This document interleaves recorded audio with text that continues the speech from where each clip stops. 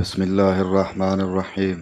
حضرت عائشہ رضی اللہ عنہا روایت کرتی ہیں کہ رسول کریم صلی اللہ علیہ وآلہ وسلم نے فرمایا کہ جب نماز پڑھتے وقت تم میں سے کسی کو اونگ آ جائے تو چاہیے کہ وہ سو رہے یہاں تک کہ نیند کا اثر اس سے ختم ہو جائے، اس لیے کہ جب تم میں سے کوئی شخص نماز پڑھنے لگے اور وہ اونگ رہا ہو تو وہ کچھ نہیں جانے گا کہ وہ خدا سے مغفرت طلب کر رہا ہے یا اپنے نفس کو بد دعا دے رہا ہے۔ صحیح بخاری حدیث نمبر 212۔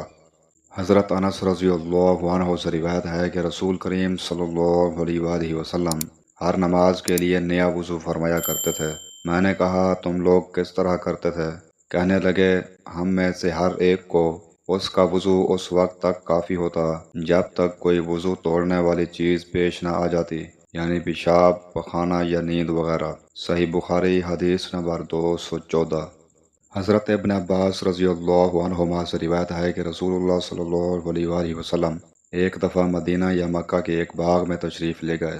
وہاں آپ نے دو شخصوں کی آواز سنی جنہیں ان کی قبروں میں عذاب کیا جا رہا تھا۔ آپ صلی اللہ علیہ وآلہ وسلم نے فرمایا کہ ان پر عذاب ہو رہا ہے اور کسی بہت بڑے گناہ کی وجہ سے نہیں۔ پھر آپ صلی اللہ علیہ وآلہ وسلم نے فرمایا بات یہ ہے کہ ایک شخص ان میں سے پیشاب کے چھینٹوں سے بچنے کا اہتمام نہیں کرتا تھا اور دوسرا شخص چغل خوری کیا کرتا تھا۔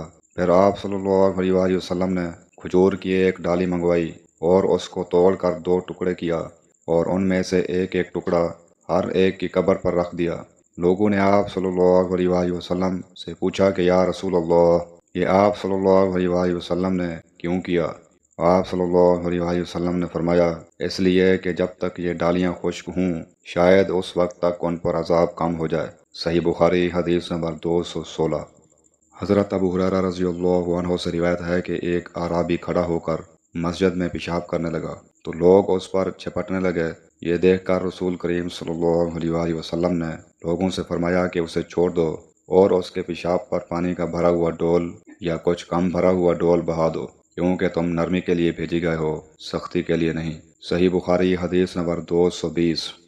حضرت اسماء روایت کرتی ہیں کہ ایک عورت نے رسول کریم صلی اللہ علیہ وآلہ وسلم کی خدمت میں حاضر ہو کر عرض کی کہ حضور فرمائیے ہم میں سے کسی عورت کو کپڑے میں حیض آ جائے تو وہ کیا کرے؟ آپ صلی اللہ علیہ وآلہ وسلم نے فرمایا کہ پہلے اسے کھرچے، پھر پانی سے رگڑے اور پانی سے دھو ڈالے اور اسی کپڑے میں نماز پڑھ لے۔ صحیح بخاری حدیث نمبر 227۔